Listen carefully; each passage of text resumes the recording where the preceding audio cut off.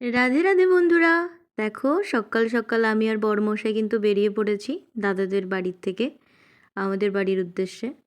দাদাদের বাড়িটা আমাদের দারুণ লাগে, বিশেষ করে ওই ফুল গাছগুলো আর বাগান ভর্তি সবজির গাছগুলো, যার মধ্যে প্রকৃতির ছোঁয়া রয়েছে।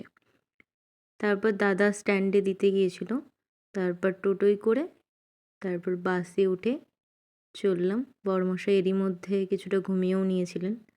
তো এরপর বাস থেকে নেমে হাঁটতে হাঁটতে পৌঁছে গেলাম বাড়ি। তো বাড়িতে এসেই রান্নাবান্না শুরু করে দিয়েছিলাম। মাছের ঝাল রান্না করব, তার মধ্যে মশলা রেডি করা আছে। মাছ ভাজা হয়ে গিয়েছে, এদিকে ডাল হয়ে গিয়েছে।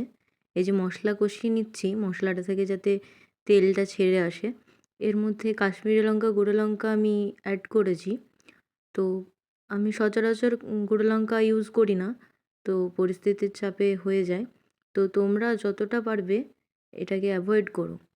এর মধ্যে মাছগুলো দিয়ে ঝোলটা ফুটতে শুরু করে দিয়েছে। এই যে আমার মাছের ঝাল রেডি। তো কেমন লাগলো ভিডিওটা অবশ্যই জানিও।